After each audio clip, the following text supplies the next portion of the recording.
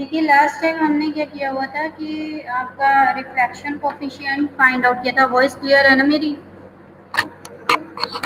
Yes ma'am, voice clear है ma'am. ठीक। तो वहाँ पे हमने reflection coefficient for perfect dielectric medium के लिए हमने निकाला हुआ था कि रिफ्लेक्शन कोफिशिएंट क्या आता है और ट्रांसमिशन कोफिशिएंट क्या आता है। ठीक है, अब जो हमारा न्यू टॉपिक है वो है आपका ट्रांसमिशन लाइन। इसके बारे में हमने थोड़ा सा बताया हुआ था आपको कि ट्रांसमिशन लाइन क्या होता है, फिर भी एक बार और रिमाइंड करा दे रहे हैं यहाँ पे आगे बढ़ने के लिए। ठीक है, ट्रांसमिशन लाइन क्या होता है कि ट्रांसमिशन लाइन पर्टिकुलर एक तरह का एक मीडियम होता है जिसके थ्रू हम क्या करते हैं, इलेक्ट्रिकल सिग्नल को one place to another place क्या करते हैं, ट्रांसमिट करते हैं। या आप ये कह सकते हैं कि ट्रांसमिशन लाइन के थ्रू हम क्या करते हैं, इलेक्ट्रिकल सिग्नल को सोर्स टू लोड ट्रांसमिट करते हैं। ठीक, दूसरी चीज आपका ट्रांसमिशन लाइन और आपका यूनिफॉर्म प्लेन वेव में क्या डिफरेंस होता है, क्योंकि यूनिफॉर्म प्लेन वेव भी जो होती है क्या करती है, वेव का propagation one to place to another place में होता है। ठीक है, बट दोनों में डिफरेंस ये है कि आपका जो ट्रांसमिशन लाइन होती है उसमें हम लोग क्या करते हैं कि जो जिस सिग्नल को हमें ट्रांसमिट करना होता है वो आपका वोल्टेज और इलेक्ट्रिकल मतलब कि हम यहाँ पे वोल्टेज और करंट की स्टडी करते हैं, जबकि हम वेव का जो प्रोपगेशन करा रहे थे यूनिफॉर्म प्लेन वेव अभी तक जो पढ़ रहे थे उसमें क्या था कि आपका इलेक्ट्रिक फील्ड और मैग्नेटिक फील्ड इंटेंसिटी के फॉर्म में हम स्टडी करते थे। ठीक है, करंट और वोल्टेज का फॉर्म वहाँ पे नहीं आता था। ठीक, तो ये दोनों में मेन डिफरेंस था। इसके बाद आपका जो ट्रांसमिशन लाइन होता है उसमें पर्टिकुलर हमने बताया कि सोर्स से लोड की तरफ हम क्या करते हैं, सिग्नल को ट्रांसमिट करते हैं। तो इस केस में आपका ट्रांसमिशन लाइन में जैसे कि हम ये अगर कंसीडर करें तो यहाँ पे आप कुछ इनपुट अप्लाई करोगे तो डैट मीन्स इसके इनपुट सेक्शन जो होगा वो क्या कहलाएगा, सोर्स होगा, जिससे आप सिग्नल को क्या करोगे, यहाँ कनेक्ट करोगे। ठीक है, तो इनपुट सेक्शन में या सोर्स में आपका सिग्नल को कनेक्ट करने के लिए टू टर्मिनल की रिक्वायरमेंट होगी। सिमिलरली आउटपुट सेक्शन को अगर देखें तो वहाँ पे सिग्नल को मेजरमेंट करने के लिए हम लोग क्या करेंगे, आपका यहाँ पे भी लोड आप अप्लाई करोगे, मतलब कि जहाँ पे आपको पावर या सिग्नल का मेजरमेंट करना होगा। तो आउटपुट सेक्शन भी आपका क्या है, टू टर्मिनल डिवाइस है। इसका मतलब हम ये कह सकते हैं कि जो ट्रांसमिशन लाइन जो होती है वो 4 टर्मिनल डिवाइस होती है, जिसके इनपुट पे 2 टर्मिनल होते हैं सोर्स को कनेक्ट करने के लिए और आउटपुट पे 2 टर्मिनल होते हैं लोड को कनेक्ट करने के लिए। ठीक है, अब जो इनपुट पे जो सोर्स हम कनेक्ट करेंगे वो आपका हो सकता है आपका इलेक्ट्रिक जनरेटर हो सकता है, ट्रांसमीटर हो सकता है, या आपका ऑसिलेटर हो सकता है। ठीक है, और आउटपुट पे जहाँ पे आपको लोड का मेजरमेंट करना है तो जहाँ आउटपुट सेक्शन में जो लोड आप कनेक्ट करोगे वो किस फॉर्म में हो सकता है, वो हो सकता है आपका एंटीना हो सकता है, ऑसिलोस्कोप हो सकता है, ठीक है, या फर्नेस हो सकता है। ठीक, तो यहाँ पे मतलब कि ट्रांसमिशन लाइन का ओवरऑल क्या होता है कि क्या इसका यूज़ है, हम किस लिए इसका यूज़ करते हैं और इसका ओवरऑल स्ट्रक्चर क्या होता है, ये हमने आपको बताया। ठीक है, नेक्स्ट आपका जो ट्रांसमिशन लाइन होती है वो आपकी कई टाइप्स की होती हैं, जिसमें से हमने लास्ट टाइम आपका लास्ट लेक्चर में बताया हुआ था कि आपका फर्स्ट जो होता है पैरेलल वायर ट्रांसमिशन लाइन होता है, कोएक्सियल ट्रांसमिशन लाइन होता है, इसी तरह गाइडेड और आपका एक माइक्रोस्ट्रिप ट्रांसमिशन लाइन भी होता है। ठीक है, तो इन दोनों के बारे में हमने बता दिया था आपको। ठीक है, तो इस केस में हम स्टडी क्या कर रहे थे, ट्रांसमिशन लाइन का मतलब कि जर्नल जो आपका ट्रांसमिशन लाइन होता है उसका ओवरऑल स्ट्रक्चर क्या होता है। तो उस केस में मैंने ये बताया हुआ था कि इसमें कई टी सेक्शन आपस में इंटरकनेक्टेड होते हैं, डैट मीन्स हम कैस्केडिंग कराते हैं। तो ये सब हम पढ़ चुके थे। इसमें मैंने एक टी सेक्शन, क्योंकि टी फॉर्म में यहाँ पे ब्रेक किया हुआ है तो कई सेक्शन आपस में क्या थे, इंटरकनेक्टेड थे। तो ये हमने स्टडी किया हुआ था। उसके बाद जो इसकी इक्वेशन आ रही थी वो सारे पैरामीटर्स हमने यहाँ तक स्टडी कर लिए थे। ठीक है, तो जो कैरेक्टरिस्टिक इम्पीडेंस था आपका ट्रांसमिशन लाइन का, ठीक है, वो क्या आया था, Z0 is equal to √Z/Y। Z क्या है आपका इम्पीडेंस है, वाई क्या है एडमिटेंस है। ठीक है। तो इसको समझने के लिए आपको पहले ट्रांसमिशन लाइन की इक्वेशन यहाँ पे क्लियर करनी होगी, दिस वन।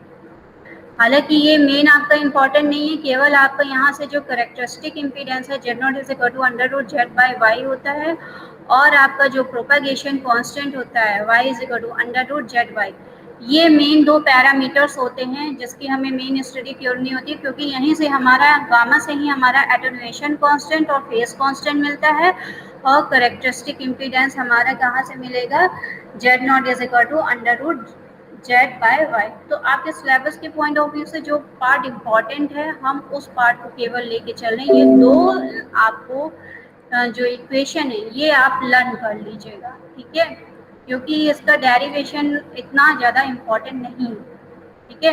तो यहाँ पे जो आपकी इक्वेशन है करेक्टरिस्टिक इम्पीडेंस की, ये आप लर्न कर लीजिएगा, और इसका जो प्रोपागेशन कांस्टेंट है, हालांकि इससे डेरिवेशन कुछ नहीं है, यहाँ पे आप बस ये वैल्यू हमने ऑलरेडी कंसीडर की थी, इसको क्या कर दिया, ओपन कर दिया, फिर आगे जाके क्या कर दिया है, आगे सीरीज के फॉर्म में खोल दिया है, क्योंकि आपकी ये वैल्यू इससे बहुत लेस देन है, डेट मीन्स 1 प्लस एक्स का ओवरऑल होल पावर 1/2 जो होता है, या 1 प्लस एक्स की पावर n का जो फॉर्मूला होता है उसके थ्रू इसको ओपन किया गया है केवल, ठीक है। आफ्टर सिंप्लीफिकेशन के बाद ये आ गया है, ठीक है। ये इतना इम्पोर्टेंट नहीं है, मेन आपका यहाँ से पार्ट स्टार्ट होता है दिस जो ट्रांसमिशन लाइन की इक्वेशन है, ठीक है। तो ये आपको मेन आपको आना चाहिए कि आपका ट्रांसमिशन लाइन की इक्वेशन क्या होती है, ठीक। तो ये जर्नल फॉर्म था दिस वन। इसके बाद आपका मतलब कि Z0 इज इक्वल टू, क्योंकि ये आगे जाके इक्वेशन में यूज होंगे इसलिए मैं इतना डिटेल में इसको नहीं बता रही हूँ, ठीक है। आप केवल इतने दो पार्ट्स इसे लर्न कर लीजिएगा। तो देखिए यहाँ पे मेन हम इस पे आ जाते हैं, आपका ट्रांसमिशन लाइन जो इक्वेशन होती है, हमने यहाँ पे क्या किया हुआ है, लास्ट टाइम मैंने बताया हुआ था कि जो ट्रांसमिशन लाइन है उसका हमने एक पी सेक्शन ले लिया हुआ है। यहाँ पे अगर आप देखें तो नंबर ऑफ दिस वन, ये देखिए Z1 divided by 2, Z1 divided by 2, यहाँ पे Z क्या है, आपका इम्पीडेंस है। तो यहाँ पे आपने जब transmission line A line of cascaded T section यहाँ पे हमने नंबर ऑफ लिया था, अब हम जो ट्रांसमिशन लाइन की इक्वेशन फाइंड आउट कर रहे हैं वो उसमें हम केवल एक टी सेक्शन ले रहे हैं, ठीक है। ये नंबर ऑफ टी सेक्शन आपस में इंटरकनेक्टेड है, इसका केवल हमने सपोज करिए फर्स्ट पार्ट ले लिया, ठीक है। उस फर्स्ट पार्ट की अगर हम स्टडी कर लेंगे तो उसी के बिहाफ पे हम उसके पैरामीटर्स निकाल सकते हैं। तो यहाँ पे देखिए कि इस इक्वेशन में मैंने क्या किया हुआ, मुझे ट्रांसमिशन लाइन की इक्वेशन फाइंड आउट करनी है। तो जहाँ पे आपका Z1 था वहाँ पे मैंने क्या यूज़ कर लिया, इंडक्टर और रजिस्टर, ठीक। और जो पैरामीटर आपका जो शंट में, दिस वन इज शंट, ठीक है, और ये पार्ट जो होता है सीरीज होता है, ठीक है। तो ये जो शंट में आपका Z2 था उसके प्लेस पे हमने क्या कनेक्ट कर लिया है, G और C एक दूसरे के पैरेलल में कनेक्ट कर लिया। मतलब जहां आपका Z1 है दिस वन, इसके प्लेस पे आप L और R सीरीज में कनेक्ट करेंगे। इसी तरह यहाँ पे Z1 डिवाइडेड बाई 2 जो यहाँ पे शो हो रहा है उसके प्लेस पे आप क्या यूज करेंगे, L और R यूज करेंगे। जो शंट में जो इम्पीडेंस है Z2 उसके प्लेस पे हम इंडक्टेंस और कंडक्टेंस और आपका किसको पैरेलल में हमने यहाँ पे कनेक्ट किया हुआ है, कैपेसिटर को। तो देखिए ये इतना पार्ट दिस वन, इस पार्ट की हम स्टडी कर रहे हैं ये, ठीक। तो यहाँ पे अगर हम एक टी सेक्शन की स्टडी करें जिसकी लेंथ हमने एक ट्रांसमिशन लाइन लिया हुआ है, उस ट्रांसमिशन लाइन का एक टी सेक्शन लिया हुआ है, उस ट्रांसमिशन लाइन की लेंथ हमने क्या कंसीडर की हुई है, dx कंसीडर की हुई है।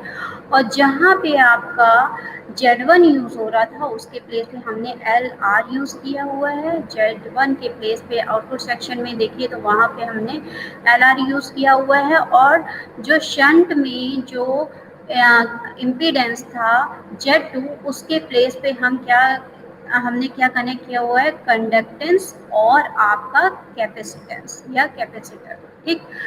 क्यों हम ऐसा क्यों कर रहे हैं? क्योंकि मैंने अभी बताया कि ट्रांसमिशन लाइन में हम वोल्टेज और करंट का मेजरमेंट करते हैं। इसके थ्रू हम इलेक्ट्रिकल सिग्नल को one place to another place या सोर्स टू लोड ट्रांसमिट करते हैं। ठीक, तो इसलिए हमने यहाँ पे क्या किया हुआ है, एल और आर के फॉर्म में यहाँ पे ओवरऑल इक्वेशन हमने लिख ली है। तो यहाँ पे the transmission line is a conducting method of guiding electrical energy from one place to another place. Already मैं बता चुकी हूँ कि आपका one place to another place transmit करने के लिए इलेक्ट्रिकल एनर्जी को one place to another place transmit करने के लिए हम लोग ट्रांसमिशन लाइन का यूज़ करते हैं। ठीक है, और इससे पहले बता चुकी हूँ मैं कि यूनिफॉर्म ट्रांसमिशन लाइन क्या होता है, infinite number of T section का आपस में इंटरकनेक्शन होता है। तो यहाँ पे हम जो कि एक टी सेक्शन की स्टडी कर रहे हैं उसके लिए पैरामीटर्स निकाल रहे हैं। तो उसके लिए हमने क्या किया हुआ है, यहाँ पे एक टी सेक्शन इसका ट्रांसमिशन लाइन का लिया हुआ है और उस ट्रांसमिशन लाइन की जो लेंथ है या जो आपने टी सेक्शन लिया हुआ है उसकी लेंथ हमने क्या कंसीडर की है, dx कंसीडर की है। ठीक है, जहाँ पे एल आर जी और सी जो होते हैं वो आपके क्या होते हैं, ट्रांसमिशन लाइन के पैरामीटर्स होते हैं। इसे हम लोग प्राइमरी पैरामीटर्स भी कहते हैं ट्रांसमिशन लाइन का, या ट्रांसमिशन लाइन के डिस्ट्रीब्यूटेड पैरामीटर्स भी कहलाते हैं। ठीक है, अब यहाँ पे ये जो आर है वो आपका रेजिस्टेंस तो है, रेजिस्टेंस की यूनिट क्या होती है? आप कोई भी रजिस्टर कनेक्ट करते हैं तो उसकी यूनिट बताइए क्या होती है मुकेश? हाँ, ओम होती है। ठीक है, तो बस आपको यहाँ पे ये ध्यान रखना है कि यहाँ पे जो रजिस्टर, ये जो पैरामीटर कनेक्ट हैं आर एल सी और जी, वो क्या है, आपका आर की जो यूनिट होगी वो ट्रांसमिशन लाइन का के में जो पैरामीटर आपने आर कनेक्ट किया हुआ है उसकी यूनिट होगी ओम पर मीटर। ठीक, इसी तरह इंडक्टेंस जो आपने कंडक्ट किया हुआ है, यहाँ पे कनेक्ट किया हुआ है, एल जो कनेक्ट किया हुआ है उसकी यूनिट क्या होगी आपका, हेनरी पर मीटर। ठीक, और इसी तरह आपका जो यहाँ पे पर्टिकुलर जो कैपेसिटर कनेक्ट किया हुआ है उसकी यूनिट क्या होगी आपका, फैरेड पर मीटर। ठीक है, मतलब कि यहाँ पे पर मीटर पर यूनिट लेंथ के लिए हम मतलब कि जैसे RLC होता है, बस वहाँ पे आपको ये ध्यान में रखना है कि जो ये पैरामीटर्स हैं जो डिस्ट्रीब्यूटेड पैरामीटर्स कहलाते हैं या आपका प्राइमरी पैरामीटर्स जो कहलाते हैं ट्रांसमिशन लाइन के, उनकी जो यूनिट होती है वो पर मीटर होती है। मतलब जो भी आप यूज़ करते हैं उसमें बस आपको पर मीटर लगाना है। यहाँ पे देखिए इसमें एक मिनट,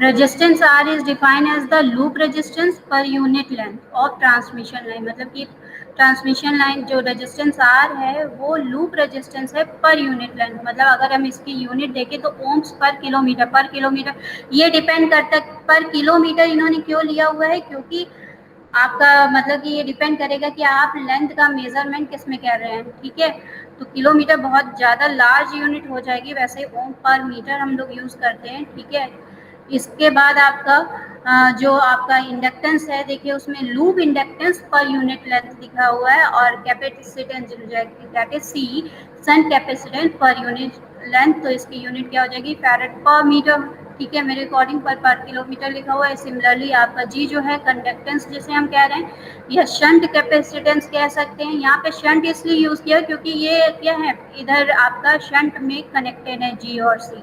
ठीक है, तो shunt capacitance per conductance per unit length between the two transmission line. ठीक है, it is measured in ohms per mho पर किलोमीटर। आप अगर आपको ध्यान हो तो आप आर का जब रेसिप्रोकल करते हैं तो आपको क्या मिलता है, कंडक्टेंस मिलता है। तो ओम की जो यूनिट होती है वो क्या होती है, रेजिस्टेंस की जो यूनिट होती है वो ओम्स होती है, और 1/r की जो यूनिट होती है वो क्या होती है, मोह होती है। ठीक है। तो इसी बेसिस पे ये आपके क्या है, इसके पर्टिकुलर पैरामीटर्स हैं, ठीक है। यहाँ तक में कोई दिक्कत मुकेश?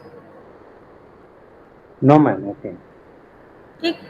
अब यहाँ पे जो हमने बताया कि ट्रांसमिशन लाइन आपका 4 टर्मिनल डिवाइस होती है। इसके इनपुट सेक्शन पे हम क्या करते हैं, सोर्स को अप्लाई करते हैं। आउटपुट सेक्शन में क्या लेते हैं, लोड लेते हैं। सोर्स आपका ट्रांसमीटर हो सकता है, ठीक है। लोड आपका एंटीना हो सकता है, ऑसिलोस्कोप हो सकता है, ठीक है। तो यहाँ पे जब हमने इनपुट सेक्शन लिया हुआ है तो उस पर हमने जो वोल्टेज हम कंसीडर करके चल रहे हैं कि V प्लस डी, मतलब कि इनपुट सेक्शन में आप सप्लाई जो अप्लाई कर रहे हैं वोल्टेज वो V प्लस डी है। तो ऑब्वियसली सी बात है, जैसे ही आप यहाँ पे सप्लाई से कनेक्ट करेंगे तो एक करंट फ्लो होगी, तो उसके में जो करंट फ्लो हो रही है उसे मैंने कंसीडर किया हुआ है I plus D I. After that यहाँ पे करंट 2 पार्ट्स में डिस्ट्रीब्यूट हो जाएगी। तो यहाँ पे जो आउटपुट सेक्शन में हमें ओवरऑल करंट मिली, आउटपुट सेक्शन में जो वोल्टेज हम मेजरमेंट कर रहे हैं वो हमने कंसीडर किया हुआ है V, और जो करंट आउटपुट सेक्शन में जो जनरेट हुई है वो हमने कंसीडर किया हुआ है I, ठीक। तो यहाँ पे अगर हम देखें जेड की वैल्यू क्या हो जाएगी, दैट मीन्स इम्पीडेंस है। इम्पीडेंस क्या होता है आपका, जो भी यहाँ पे आपके कंपोनेंट सीरीज में कनेक्ट होंगे, that means R plus J omega L. जहाँ जहाँ L कनेक्ट होता है वहाँ पे हम क्या कर देते हैं, जे ओमेगा यूज करते हैं, ठीक है। तो यहाँ पे आपका Z इज इक्वल टू क्या हो जाएगा, R plus J omega L. After that यहाँ पे जब आप इम्पीडेंस निकालेंगे तो इम्पीडेंस का रेसिप्रोकल जब हम करते हैं तो हमें क्या मिलता है, एडमिटेंस मिलता है। मतलब कि Y इज इक्वल टू क्या होता है, 1/Z, और Z is equal to 1/Y होता है, ठीक है। तो यहाँ पे हम एडमिटेंस निकालें क्योंकि ये पैरेलल में कनेक्ट है यहाँ पे, तो इस केस में Y इज इक्वल टू क्या हो जाएगा, G प्लस जे ओमेगा सी। जो आपका कैपेसिटेंस है यहाँ पे उसकी वैल्यू क्या हो जाएगा, माइनस जे ओमेगा सी। तो ओवरऑल आप जब कैलकुलेट करेंगे तो Y is equal to G plus J omega C. ये दो इक्वेशन हमारी बन गई, ठीक है। उसके बाद जी मैम, इन्होंने, हाँ एक्सक्यूज मी मैम, बताओ। ये मैम जे ओमेगा क्यों लिखा हुआ है यहाँ पे, जैसा हाँ, Z equal to R plus J omega L, ये नहीं जे क्लियर ओमेगा है, क्यों लिखा हुआ है? जी ma'am. Z is equal to R plus J omega L, ये क्लियर है। नहीं मैम, जे ओमेगा ये क्यों लिखा है यहाँ पे सर? अच्छा, जे ओमेगा इसलिए लिखा हुआ है, देखिए आप इनपुट में जो सिग्नल अप्लाई करेंगे तो आप AC सिग्नल दोगे। जो यस सिग्नल होगा, अगर हम कंटिन्यूअस सिग्नल ले रहे हैं, DC सिग्नल नहीं ले रहे, AC सिग्नल हम ले रहे हैं, ठीक है। क्योंकि जो वेव आपका प्रोपागेट करती है वो आपका साइनोसॉइडली आपका one place to another place propagate कर रही है। तो यहाँ पे हम कंटिन्यूअस सिग्नल की स्टडी करते हैं, ठीक है। तो जब आपका वेव अगर आपकी कंटिन्यूअस है, या जो सिग्नल आप ट्रांसमिट कर रहे हो सोर्स टू लोड वो अगर आपका कंटिन्यूअस है, तो वहाँ पे सिग्नल अगर कंटिन्यूअस होता है तो वो एम्पलीट्यूड और फेज दोनों को रिप्रेजेंट करता है, ठीक। तो एम्पलीट्यूड का मतलब क्या होता है, एक तरह से मैग्नीट्यूड ओवरऑल उस सिग्नल का, और फेज किससे रिप्रेजेंट किया जाता है, वहाँ पे जो कॉम्प्लेक्स पार्ट होता है, ठीक है। अगर मैं इतने पार्ट का कहूँ कि आप एंगल निकालिए, Z is equal to R plus J omega L दिया हुआ है, और मैं कहूँ कि इसका एम्पलीट्यूड जो भी एम्पलीट्यूड निकालना है आपको, और आपको इसका एंगल निकालना है, तो आप कैसे निकालोगे, magnitude is equal to R square plus real part का स्क्वायर प्लस आपका इमेजिनरी पार्ट का स्क्वायर, तो under root R square plus omega L का होल स्क्वायर हो जाएगा। ये तो हो गया आपका एम्पलीट्यूड। अब आपको डायरेक्शन भी तो शो करनी, कितने एंगल से वो मूव कर रहा है, फेज शो करना पड़ेगा। तो फेज को शो करने के लिए थीटा इज इक्वल टू क्या होता है, tan इनवर्स आपका इमेजिनरी पार्ट का amplitude divided by real part, मतलब कि tan inverse omega L divided by R, यही तो होता है, ठीक। तो यहाँ पे जो सिग्नल, यहाँ पे जब आप वोल्टेज दे रहे हैं, तो उसके थ्रू जो करंट जनरेट हो रही है उसको जब आप यहाँ पे आउटपुट में मेजरमेंट करेंगे तो उस करंट का क्या, या आउटपुट पे जो आप वोल्टेज मेजर कर रहे हैं वो कितना वोल्टेज, उस वोल्टेज का क्या मैग्नीट्यूड आया, वो कितने फेज एंगल पे है, यही आप आउटपुट सेक्शन में मेजरमेंट करेंगे। तो इसलिए यहाँ पे हम लोग क्या करते हैं, कॉम्प्लेक्स नंबर लेते हैं। दैट मीन्स हम साइनोसोडल सिग्नल की स्टडी कर रहे हैं, हम डीसी सिग्नल की स्टडी नहीं कर रहे हैं, हम साइनोसोडल सिग्नल की स्टडी कर रहे हैं। इसलिए यहाँ पे आर के साथ आपका एल सी, आपका इस तरह ये कंपोनेंट्स, आपके ये पैरामीटर्स आ जाते हैं। अगर केवल डीसी सर्किट होता ये, दैट मीन्स आप यहाँ पे डीसी वोल्टेज अप्लाई करते हो और डीसी करंट का ही मेजरमेंट करना होता है, तो उस केस में जो जी और सी, एल और सी और जो होते हैं वो पैरामीटर्स क्या होते हैं, ज़ीरो हो जाते हैं, क्योंकि वो फ्रीक्वेंसी को डिफाइन करते हैं। ठीक है, तो इसलिए यहाँ पे हमने इंडक्टर लिया हुआ है, और इंडक्टर का अगर आपने देखा हो तो V is equal to voltage अगर हम निकालें, अगर आपको किसी भी सर्किट में वोल्टेज गिवन है तो V उस मैम आपकी आवाज कट इंडक्टर, कट के आ रही है। मैम आपकी आवाज क्लियर नहीं है। मैम आप आपकी क्लियर है, आवाज कट कट के आ रही है, कनेक्टेड हो। आप क्लियर है, जी मैम। मैम अभी ठीक ये है। अगर, जी मैम क्लियर है अभी। जी मैम, ये अभी जैसे डीसी अगर करंट रहेगा तो Z equal to R plus L ऐसे लिख सकते हैं मैम फॉर डीसी। एक मिनट बेटा,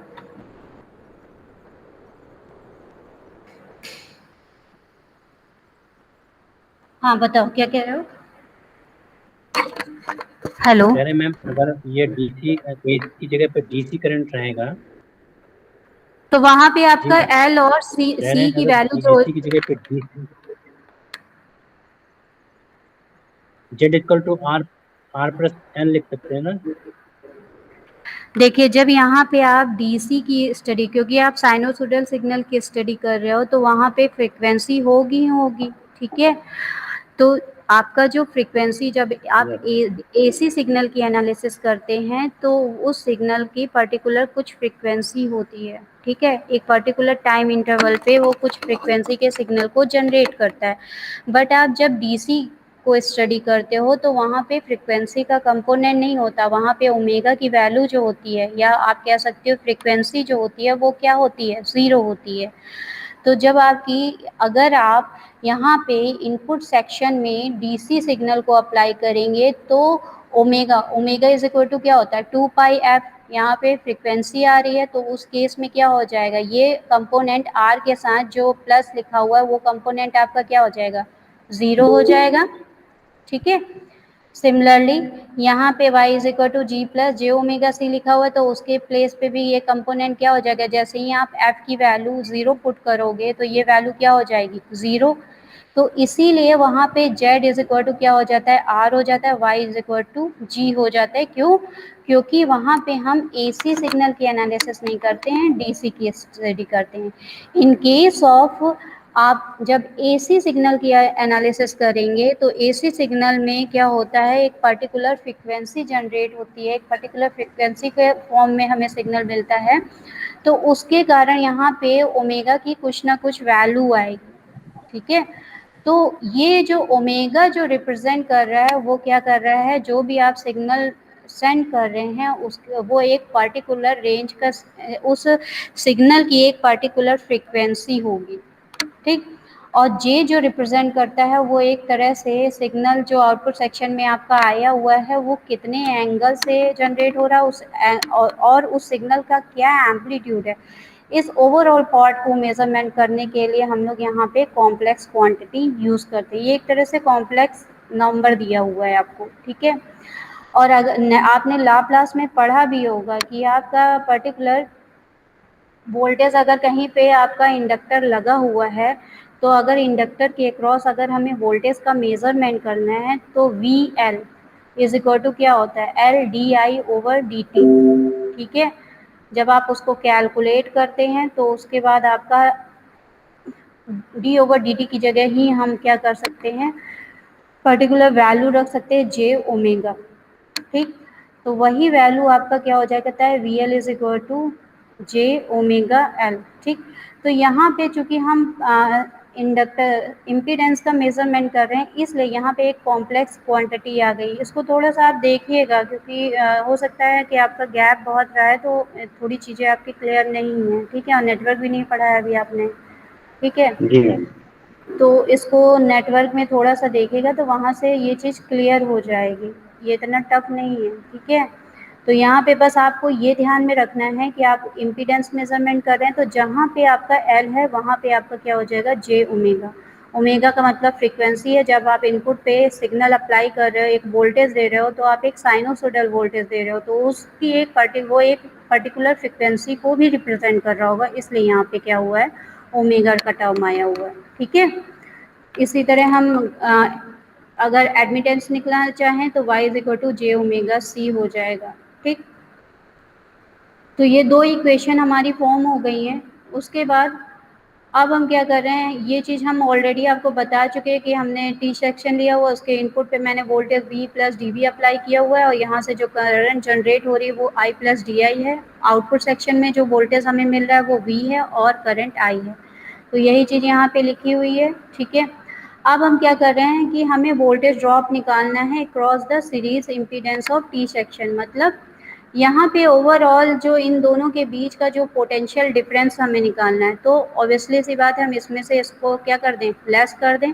तो हमने वही किया हुआ है, v plus D V minus V is equal to, V is equal to क्या होता है पहले ये बताओ, v इज इक्वल टू होता है आई आर। ठीक, तो v के प्लेस पे हमें डिफरेंस लेना है, क्योंकि हम यहाँ पे क्या लिख रहे हैं, पोटेंशियल हमें डिफरेंस फाइंड आउट करना है सीरीज इम्पीडेंस के क्रॉस। ठीक, एडमिटेंस के क्रॉस नहीं, इस ये इम्पीडेंस के क्रॉस, मतलब कि z is equal to R plus J omega L. तो ये ओवरऑल पार्ट के क्रॉस हमें क्या करना है, इम्पीडेंस आपका पोटेंशियल डिफरेंस फाइंड आउट करना है। तो v plus D V minus V हो जाएगा is equal to I R plus J omega L D X. अब dx यहाँ पे क्यों लिया हुआ है, क्योंकि हमने जो ट्रांसमिशन लाइन ली हुई है उसकी लेंथ हमने क्या कंसीडर की हुई है, dx। तो ओवरऑल आपका जो क्या हो जाएगा, v plus D V minus V is equal to I within bracket R plus J omega L D X. ये दोनों वैल्यूज कैंसिल हो जाएंगी, D V is equal to I within bracket R plus J omega L आ जाएगा, D V by D X is equal to I R plus J omega L. ये हमारी एक next equation बन गई। इसी को हम लिख सकते हैं D over D X V is equal to I Z, क्योंकि जेड की वैल्यू क्या थी, this one R plus J omega. ठीक, तो इसके प्लेस पे हमने क्या पुट कर दिया है, आई जेड। ठीक, सिमिलरली जैसे हमने यहाँ पे आपका d over D X V find out किया, तो उसकी वैल्यू हमें क्या मिली है, आई जेड मिली है। उसी तरह हम d over D X I value find out कर लेंगे, दैट आपका करंट का डिफरेंस। ठीक है, the current difference between the two in section of T section, two ins of T section is due to voltage drop across the shunt admittance. मतलब कि यहाँ पे जो करंट जनरेट हो रही थी इसका और इसका हम अगर डिफरेंस फाइंड आउट करें, क्यों, क्योंकि करंट आपका क्या होता है कि यहाँ पे this one I plus D I minus I is equal to क्या हो जाएगा, शंट के क्रॉस वोल्टेज ड्रॉप क्या है आपका, v plus D V, sorry v। ठीक है, फिर g plus J omega C, आपका शंट का एडमिटेंस कितना दिया हुआ है, दिस वन। ठीक, ये गिवन है। ठीक है, तो यहाँ पे आपका क्या हो जाएगा, डी ओवर, जब आप इसे कैलकुलेट करेंगे तो आपका आई से आई कैंसिल हो जाएगा, D over D X I is equal to V G plus J omega C. ये हमारी एक सेकेंड इक्वेशन बन गई, और इसकी वैल्यू किसके इक्वल थी, वाई के इक्वल थी। ठीक है, इसको अगर आप समझना चाहें तो इससे भी समझ सकते हैं कि यहाँ पे V का ही क्यों, क्योंकि आपका जो आउटपुट सेक्शन में यहाँ पे वोल्टेज, हम इसके क्रॉस करंट फाइंड आउट, मतलब कि हमें ट्रांसमिशन लाइन की इक्वेशन चाहिए करंट और वोल्टेज के फॉर्म में। अभी मैंने बताया हुआ था कि जो ट्रांसमिशन लाइन में हम क्या करते हैं, करंट और वोल्टेज का मेजरमेंट करते हैं। जो सिग्नल होता है वो आपका इलेक्ट्रिकल सिग्नल फ्लो होता है सोर्स टू लोड, और उसमें हम ओवरऑल जो स्टडी करते हैं वोल्टेज और करंट की करते हैं, तो हमें वोल्टेज और करंट के फॉर्म में ही इक्वेशन चाहिए। तो इसलिए हम यहाँ पे वोल्टेज और करंट की इक्वेशन निकाल रहे हैं। तो ये दो इक्वेशन हमारी हो गई, इक्वेशन नंबर फर्स्ट 1.1 एंड 1.2। अब हम क्या करें, इक्वेशन फर्स्ट को एक बार आपका क्या करें, दिस वन आप इसको एक बार डिफरेंशिएट, अनदर एक बार x के रिस्पेक्ट में फिर डिफरेंशिएट कर देंगे तो हमारी इक्वेशन क्या आ जाएगी, D over D X two D two over D X two V is equal to R plus J omega L within within bracket R plus J omega L D over D X I. ठीक है, similarly हम यहाँ पे 1.2 जो equation बनी है उसे भी x के रिस्पेक्ट में डिफरेंशिएट कर दे तो हमारी न्यू इक्वेशन क्या हो जाएगी, D over D X two I is equal to G within bracket G plus J omega C D over D X V. ठीक, तो ये दो इक्वेशन हो गई, ये सेकेंड ऑर्डर की डिफरेंशियल इक्वेशन है। इसे हमने क्या करा हुआ है कि अगर आप इसको डिफरेंशिएट करेंगे तो x के रिस्पेक्ट में जैसे ही करेंगे तो यहाँ पे देखिए क्या हो जाएगा कि हमने, एक मिनट, आई की इक्वेशन थी दिस वन, ये आपका वी की है,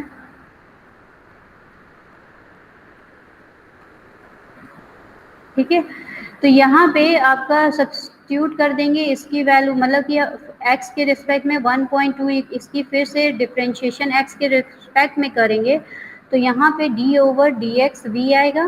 ठीक है, अब हम यहाँ पे देखिए d ओवर डी एक्स के प्लेस पे, v के प्लेस पे हम क्या पुट कर रहे हैं, इसकी वैल्यू हम ऑलरेडी निकाल चुके हैं। क्या आई थी इक्वेशन 1.1 को देखिए तो d over D X V की वैल्यू क्या आई थी, I within bracket R plus J omega L. ये वैल्यू इस इक्वेशन में हम क्या कर देंगे, पुट कर देंगे। ठीक है, दिस वन इसमें, तो हमारी क्या आ जाएगी value, d over D X two I is equal to R plus J omega L G plus J omega C R. ठीक है, तो ये हमारी एक नई इक्वेशन, ये आपकी दो इक्वेशन कहलाती हैं आपका वेव इक्वेशन आपका फॉर ट्रांसमिशन लाइन के लिए। ठीक है, और जो प्रोपागेशन कांस्टेंट होता है वो हमने अभी ऊपर आपको बताया हुआ था कि नंबर ऑफ, जब आप टी सेक्शन लेते हैं तो जब उसमें कैस्केडिंग कराते हैं तो उस केस में हमारा gamma is equal to under root Z Y आया था, और करेक्टरिस्टिक इम्पीडेंस जो आई थी Z naught is equal to under root Z by Y आया था। ये दो टर्म्स आप वहाँ से लर्न कर लीजिएगा। ठीक है, ये मैंने ऊपर बताया हुआ था दिस वन,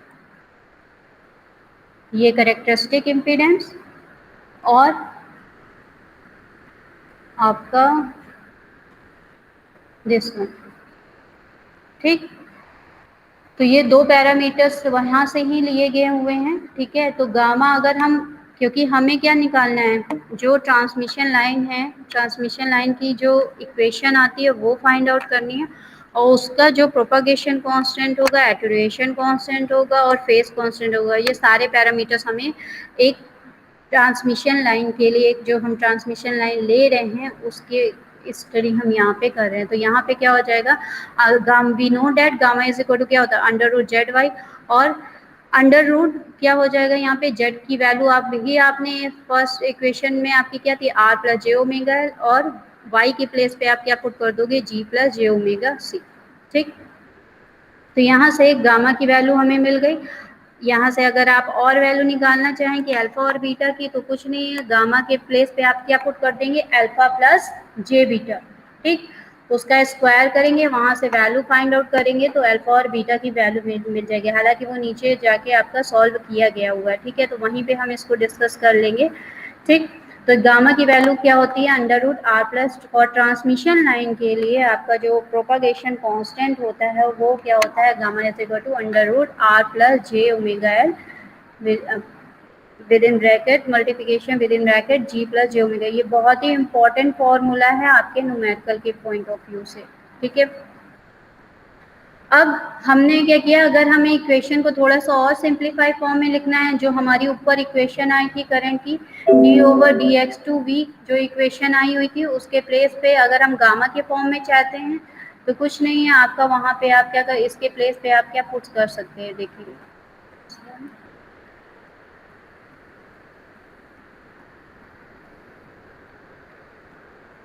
ये हमारी 1.3 इक्वेशन आई थी, इसके प्लेस पे हम क्या यूज कर सकते हैं, गामा की वैल्यू क्या है, gamma is equal to under root R plus J omega L G plus J omega C. तो यहाँ पे गामा स्क्वायर हम निकाले तो वैल्यू हमारी क्या हो जाएगी, gamma square is equal to within bracket R plus J omega L multiplication within bracket G plus J omega C. तो यहाँ पे हम इसको यूज़ कर सकते हैं, मतलब यहाँ पे हम गामा स्क्वायर यूज़ कर सकते हैं। तो हमारी जो नई इक्वेशन है प्रोपागेशन कांस्टेंट के फॉर्म में, वो क्या हो जाएगा, d/d2 d/x2 v is equal to gamma square v और d/x2 i is equal to gamma square i।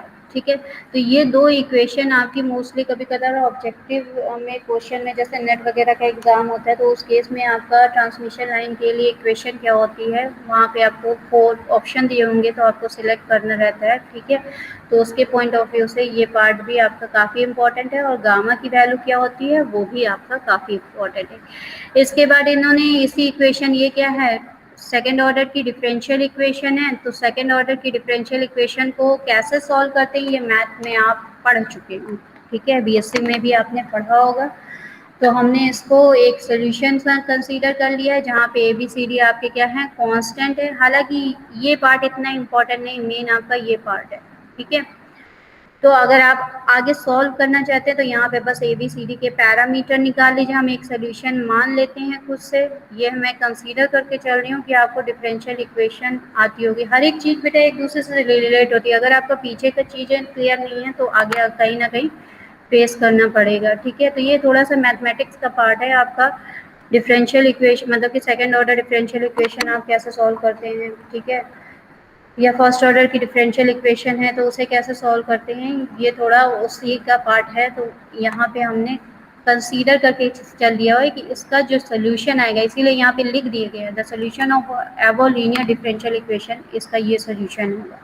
ठीक है, तो ये में हमारी एक नई इक्वेशन बन गई है। अब हमें क्या करना है, यहाँ पे जो A B C D parameter मतलब जो ये कांस्टेंट हैं, इनकी बस हमें वैल्यू निकालनी होती है। इस पार्ट को थोड़ा सा देख लीजिएगा, अगर कोई दिक्कत होगी तो फिर हम बता देंगे, इसको आज पोस्ट कर देंगे, क्योंकि ये आपका v और i आपने यहाँ से निकाल लिए हैं। तो बस आपको क्या करना है, एक बार डिफरेंशिएशन जैसे यहाँ पे कर दिया 1.5 इक्वेशन का, तो ये वैल्यू आ गई हमारी, डिफरेंशिएशन भी आपको आता ही होगा। ठीक है, d/d x v के प्लेस पे हम i z पुट कर दें। ठीक है, देखिए यहाँ पे इस इक्वेशन मैंने i z पुट कर दिया है, तो हमारी न्यू इक्वेशन इस फॉर्म में। कुल मिला के हमें यहाँ पे a b और c d ये जो कांस्टेंट हैं, बस हमें ये कांस्टेंट अगर हमें मिल जाए तो हम इस कांस्टेंट को निकाल के यहाँ पे पुट कर देंगे। तो हमारा जो आउटपुट सेक्शन में वोल्टेज जनरेट हो रहा था, दिस V और I, जिसे हमें आउटपुट पे मेजरमेंट करना है, वो हमें मिल जाएगा। और वो हमें तब तक नहीं मिलेंगे जब तक कि हमें यहाँ पे A B C D ये जो कांस्टेंट है वो ना मिल जाए। तो इनकी वैल्यू हमें पहले फाइंड आउट करनी है। तो उसके लिए हम क्या कर रहे हैं कि इसका x के रिस्पेक्ट में डिफरेंशिएशन कर दिया, तो हमारी ये वैल्यू आ गई। उसके बाद d/dx की वैल्यू क्या थी आपका, iz के इक्वल थी, तो इसके प्लेस पे हम iz पुट करते रहे। तो न्यू इक्वेशन हमारी क्या बन गई, a y गामा e की power gamma x minus b y e की पावर माइनस गामा x। ठीक है, अब यहाँ पे क्या किया हुआ है, गामा की वैल्यू क्या थी, √ZY। ठीक, जहाँ जहाँ गामा है वहाँ पे हमने क्या कर दिया, √ZY पुट कर दिया है। तो न्यू इक्वेशन हमारी I इज इक्वल टू ये बन गई, जिसे हमने 1.7 कंसीडर कर लिया। सिमिलरली जो इक्वेशन 1.6 है उसका भी हम x के रिस्पेक्ट में 1 टाइम्स आपका क्या कर देंगे, डिफरेंशिएशन कर देंगे। तो यहाँ से c और d के फॉर्म में एक इक्वेशन मिल जाएगी। यहाँ पे देखिए d/dx i is equal to vy था, इसके प्लेस पे जहाँ पे आपका d/dx i है वहाँ पे हमने vy पुट कर दिया। फिर वही है कि गामा के प्लेस पे इस इक्वेशन में हम क्या पुट कर दे रहे हैं, √ZY। ठीक, आफ्टर दैट रीअरेंज करके सॉल्व करने के बाद हमें वोल्टेज और करंट की यहाँ पे इक्वेशन मिली। अभी भी देखिए यहाँ पे ABCD पैरामीटर आपके पैरामीटर सारे, हमें किसी तरह इन दोनों इक्वेशन को सॉल्व करके आपका C और D और A B की वैल्यू फाइंड आउट करनी है। तो उसके लिए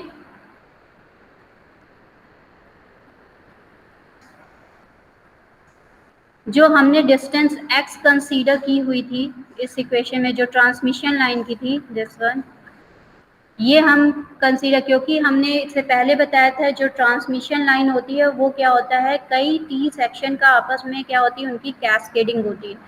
तो अगर हम ओवरऑल ट्रांसमिशन लाइन की अगर हम स्टडी करेंगे तो हम ये जो dx है, जो फर्स्ट जो टी सेक्शन लिया हुआ था उसको अगर हमने उसकी लेंथ अगर dx मानी, अगर उसका मैग्नीट्यूड बहुत ही स्मॉल है, मतलब कि उसका जो लेंथ है उस टी सेक्शन का, अगर हम ये कंसीडर करके चले कि वो टेंडिंग टू जीरो है, मतलब नियर अबाउट जीरो के इक्वल है, तो एक इक्वेशन में जहाँ जहाँ आपका x है उस प्लेस पे हम क्या कर दें, जीरो पुट कर दें।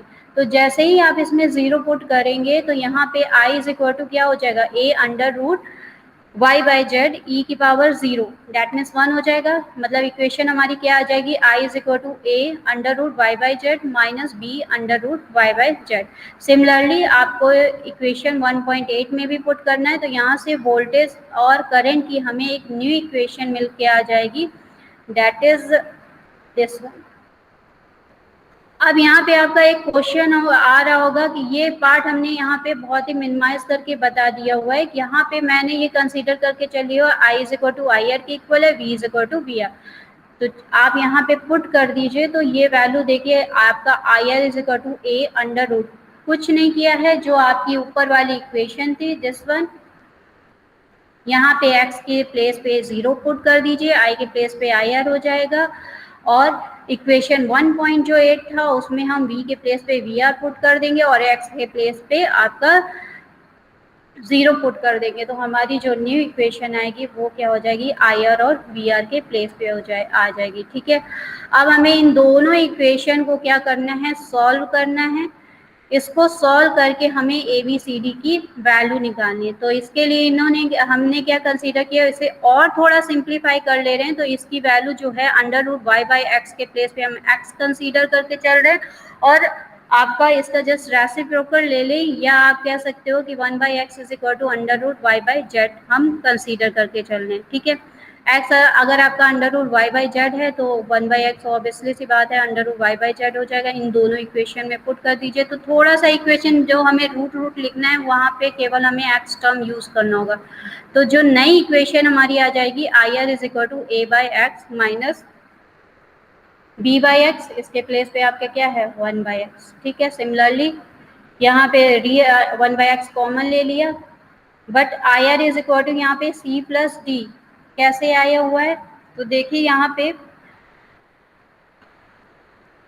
ये जो इक्वेशन हमने यहाँ पे आई जब x की वैल्यू हमने जीरो पुट की थी और i is equal to I R और v is equal to V R put किया हुआ था, तो V R is equal to क्या हो जाएगा, आई आर जेड आर। कैसे,